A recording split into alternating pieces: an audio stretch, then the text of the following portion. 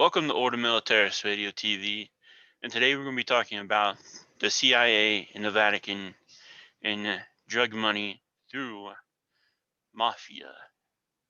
We'll be talking all this with Brother Alexis Bonello, and we welcome him to the show. Thank you, AJ, for having me on Order Militaris Radio TV. And this is a fascinating, but in a certain sense, heartrending series of investigations we're doing on the century-long control of the Vatican by Masonic forces. And today we're going to discuss CIA. And this is what they didn't tell you in the local Catholic paper, and you didn't hear it from the pulpit. This is what's really going on in the church and why it's gone on. And this is just going to blow out all your presuppositions. So yesterday we talked about Eustasi, how Pius XII gave his apostolic blessing to someone who's responsible for the genocide of 500,000 Serbians, including the forced conversion of 125,000 Serbians to the Catholic faith, which is a crime, both of which are crimes against humanity and religious liberty. But today we're going to talk about something that is far worse, because it's one thing to bless what an evil man did. It's another thing to get involved in evil yourself. And Pius XII, well, he really got insane. So it starts, as we've reported in many of our programs, the Nazi state wasn't defeated. They engineered and negotiated their escape. And their big hideout was in the CIA. They moved all their operations into the CIA. And the CIA has always given them a bit of freedom. So the negotiated agreement had some clause like, we'll serve the US, but we also always have to have freedom to run our own ops. And that was because they're planning to rebuild the Third Reich. It'll be the Fourth Reich. So the Vatican, it's the end of the war. And Pius XII, who's basically handshaking Mussolini and giving his blessing to Adolf Hitler and profiting off the war with Bernardino Nogara. Now the Allies are in control, and he switches 180 degrees and sticks out his hand. Give me money, right? So he got a lot of money from the US, didn't he? Yeah. So in 1947, Pope Pius XII was more than willing to allow black money to flow through his bank. The Truman administration already had funneled more than $350 million to the Holy See for economic relief and political payments. The Pope used these funds to reactivate the Christian Democratic Party, which had been dismantled under the reign of Mussolini, and to establish 20,000 CDP cells throughout Italy. Then the Holy Father obtained an additional $30 million from Truman aid package to create Catholic Action, an organization to generate propaganda against the communists. So for people who don't know, there was a great priest, and I think he's been up for beatification, who founded a party in Italy. I think it was before the year 1900. Don Sturcio is his name, and it was called the Christian Democrat Party. And they were faithful to the church, and they were always a minority in the government, because the government was Masonic, and then it became fascist. And the fascists disbanded them. And they had an excellent reputation. But after the war, the party was started up, and Italians will tell you, it didn't remain faithful to Christ. It was always sliding more and more to the left and against church teaching. So now we know why. It was complete front of the CIA. They were giving the Vatican how much money every year to support this party? Okay, so the first one was $350 million to get it started back up again. Then additional $30 million from Truman's aid package. So depending how many times the aid package went through. Yeah. Elsewhere, you told me that the CIA started funding them to the tune of $20 million a year. So, and then Catholic Action. You know, the Catholic Action exists in Italy. It's all around, and every town and parish has its Catholic Action, though it's not as active as it was before. But to think that the CIA was funding Catholic Action in Italy, but not Catholic Action in the United States, And you know what that means? That means it had nothing to do with Catholic action. It had everything to do with political action. Mhm. But this is not just the end of it. This is where it starts. Mhm. So then it really gets up and going really, really quickly when when um when Pius XII soon realized he would need millions more in cash from Uncle Sam, since 50% of the Italian people were now aligned with the PCI. He was no stranger to the U.S. intelligence agents. At the close of the war, the Pope, along with Monsignor Giovanni Battista Moniti, his Undersecretary of State, Montini. Montini, worked with Dulles and the OSS to create the rat lines used to help Nazis escape Europe, something he viewed as an essential means to address the threat of communism. So And, Dulles, if you don't know, is a skull and bones Freemason, and he's the second head of the CIA. And but to help war criminals escape to fight communism, that's just not Christianity there, that's politics. It mm, seems that Pius XII was a staunch fascist, and he was going to do anything. That was his real religion. But he liked Donovan so much, he did what? in 1945, he brought Wild Bill Donovan to discuss the implementation of Gladio, and had decorated him as a crusader against communism with the Grand Cross of the Order of St. Sylvester, the oldest and most prestigious of papal knighthoods. Now the Holy Father remained determined to do all in his worldly power to prevent the godless forces of communism from taking control of Rome, the holy and eternal city, including the spilling of blood. So yeah, this kind of narrative, AJ, you're reading from the book. You're reading from the book Gladio. What's the title of the book that we're using? Operation Gladio by Williams. Yeah. His writing I would object to because it's not an act of holiness to spill the blood of innocents. Yeah. And key in all this operation is a man by the name of James Jesus Angleton, half American, half Hispanic. He was a Catholic. He grew up in Milan. He was involved in the OSS, setting up Operation Gladio in Western Europe. And throughout the 50s, he's the CIA agent in Rome. He goes on to become head of CIA. But this spilling blood has to do with Monsignor Becchiari, and who was ran a Catholic paper out of Milan called L'Italia. But what was he really secretly involved in? In addition to these undertakings, Monsignor Beccarii, acting upon papal authority, assembled a terror gang charged with attacks and beating up communist candidates, smashing left-wing political gatherings, and intimidating voters. The money, guns, and jeeps for the Monsignor stock terror attacks were furnished by the CIA from the surplus of World War II stockpiles. Now, all this comes from the memoirs of William Colby, another director of the CIA. Yeah, William Colby, born in New Hampshire, I think, devout Catholic. Well, devout in the sense of he claimed to be. Both of his daughters received communion at the Vatican. He was also instrumental in setting up the OSS, the Gladio organizations in Western Europe. And if a director of the CIA says that a Monsignor working with Pius XII set up death squads, then we have to believe him. That's trustworthy. Why would he say it otherwise? It's not like he probably was a Mason, but he's not like he's anti-Catholic. He thought it was good the church was collaborating in this. And pointing out, it's an abomination for a man of God to be involved in violence against innocents. It's an abomination of his sacred duty. And for the Roman pontiff, it is the utmost sacrilege of office. Okay.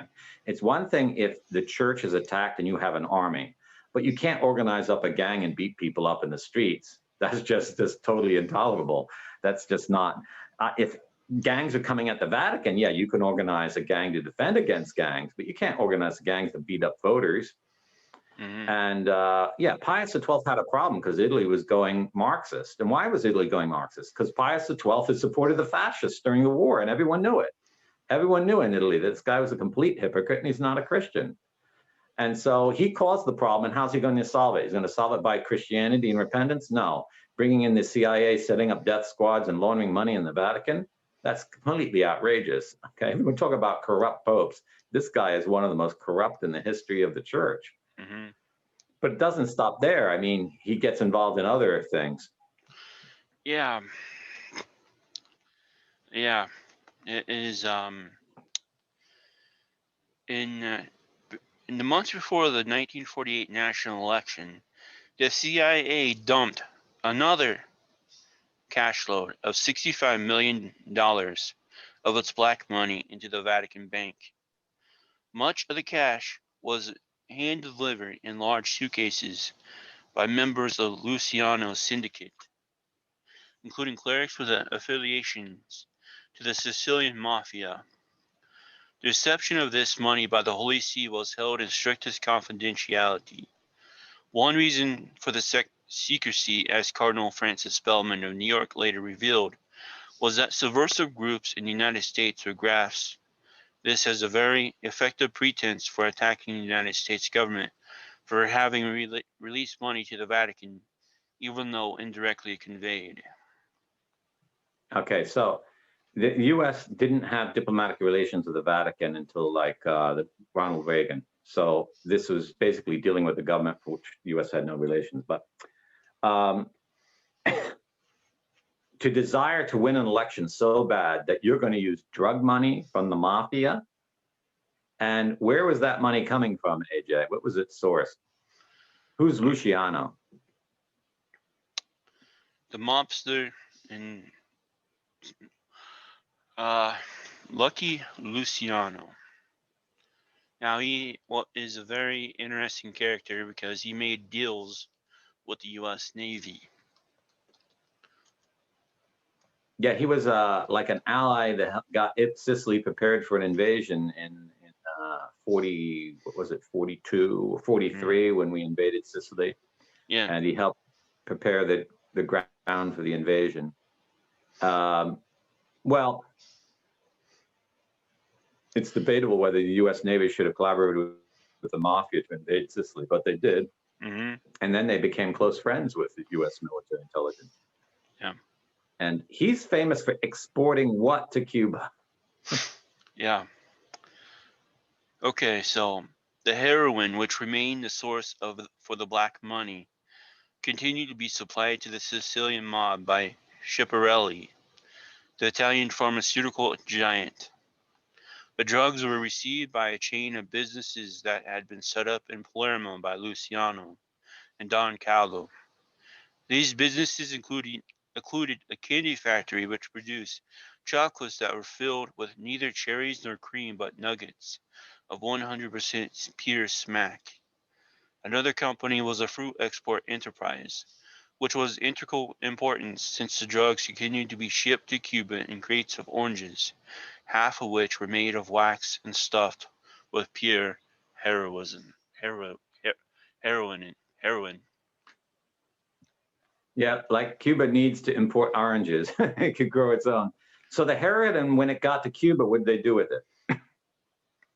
So in Cuba, Santo Trafficante and his family continued to cut the heroin with sugar before delivering it to its distributors in New Orleans, Miami, and New York. The CIA established protected drug routes into these ports by developing close ties to the mafia-tainted International Longshoremen Association, which remained under the thumb of Rosario Saro Mogavero. The movement of the product throughout the country was facilitated by Jimmy Hoffa and other leaders of the International Brotherhood of Teamsters, working with mafia-owned trucking companies, including the Long Island Garment Trucking Company, which was run by John Ormento.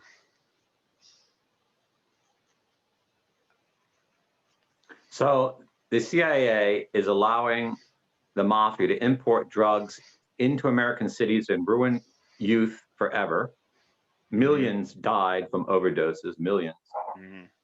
And then because the mafia gets this permission from the CIA, they give the CIA a cut of the profit in Europe, which the CIA uses in its Gladio operation and washes through the Vatican Bank. Mhm. So here we have the Vatican Bank making profit on overdosing young people, getting them to become drug addicts in the USA. Yep. We already talked about how Pius XII allowed investments in the Italian pharmaceutical company that sold birth control pills. So this guy, let me tell you, he looks worse than Bergoglio at this point, how deeply dirty.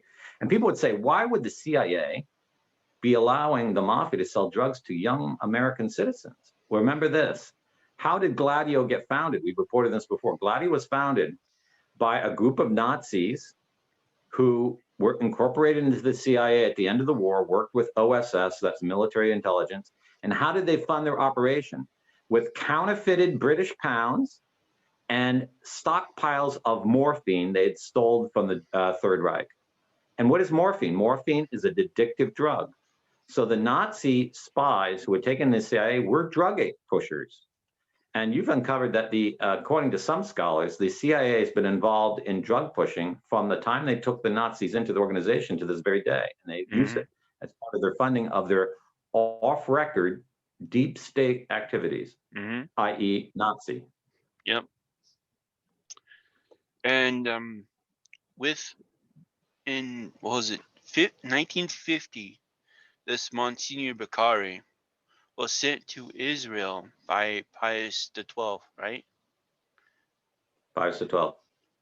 And in this same 20-page report I found today that the CIA also funded Israel and Mossad. And it's from this little section. Though usually described as a mob bank controlled by Lansky, the Bank of World Commerce opened onto an international scene in which the CIA had an interest. Funds reached it from the International Credit Bank in Switzerland, which had been founded by the Israeli gun runner Tibor Rosenbaum and acted as banker to joint business ventures of European Jews in the State of Israel, but also financed the acquisition and movement of weapons to Israel and its allies, particularly in Africa and Central America, and repeatedly acted as paying master for Mossad, the Israeli Secret Service, and in Europe. So here we have the CIA funding Mossad. And what does that mean? That means the modern state of Israel is a front for the United States. But why would neo-Nazis be supporting a Jewish state? And this is what we mentioned this before. Most people don't know that 130,000 members of the Nazi Party were Jews. And where did they all go after the war? As members of the party, they were not gassed or killed in extermination camps. They were allowed to flee Germany.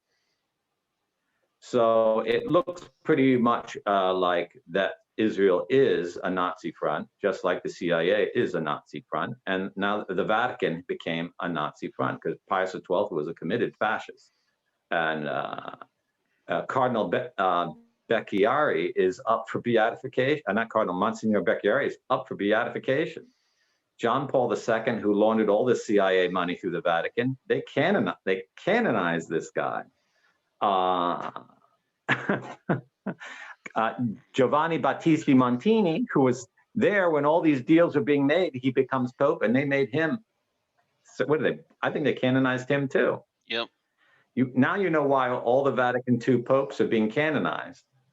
It's not because they're holy; it's because they're CIA agents, and the CIA is trying to pull it over our eyes that these people were holy. They're trying to change the definition of holiness itself. Mm-hmm. This explains Vatican II. This explains Novus Ordo. This explains everything. Mm-hmm. This explains why the police never went after these pedophile priests for decades, because they knew they were all CIA backed. Mm-hmm. And this is why the church around the world is totally behind the scamdemic, which is another deep state op. Mm-hmm.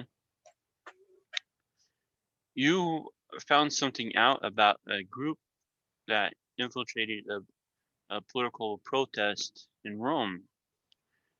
And we learned who's Yeah, most of so in today's start.